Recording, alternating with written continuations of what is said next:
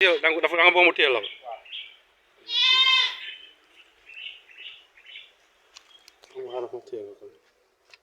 Ah téyel tànk bi si gannaaw. da nga ko téye daal. ko téye téye ko téyel tànki gannaaw bi si gannaaw. téyel tànk bi nii rek.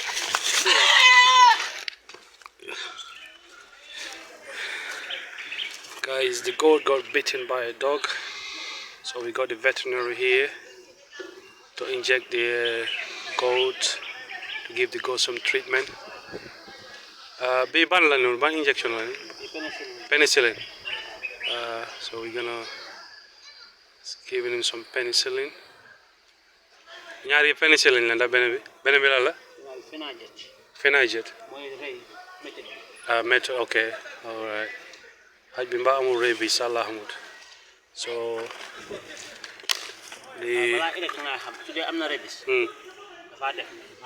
dafa lan léegi di def waaw comme ganaar bu lifin waaw da nga gis ni sax boobu da nga ko takka ni nga ko takkee ni baax soo ko da nga ko takk after 3 days 3 days da nga gis ne su dee am na xaj bi am na rabies da nga gis ne mu toon attaque nit waaw dafa gën a agressif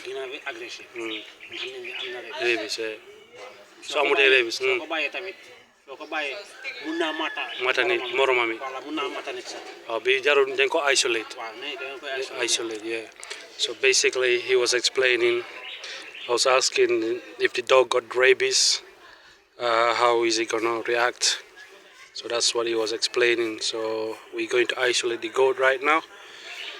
Okay, he had 2 injections. He had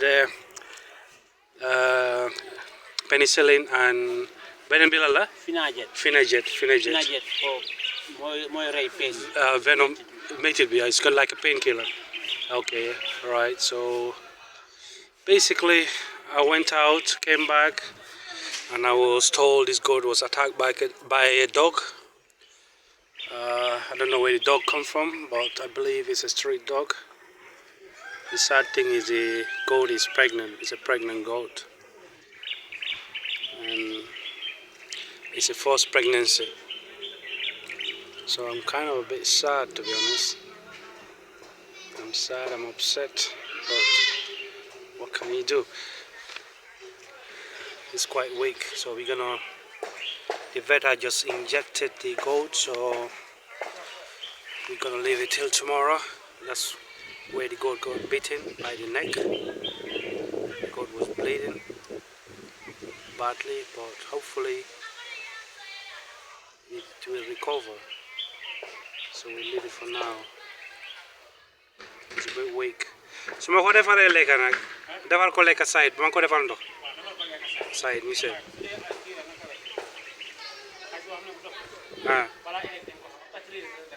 naam da am na waaye lu ñu ko jox nii how long la moo jël pour mu recover 2 days di dox waaye du bleed di dafa stop bleed bi stop na just in case waaye man ne bleed bi stop na just in case loolu laa doon xalaat nii rek waaw di nga check waaye after living bi dañ ko clean dañ ko bàyyi noonu ëllëg waaw ma ñoo jox ñaara la kay ni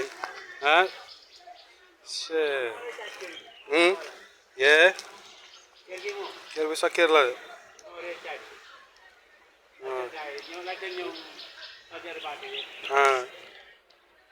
yeah.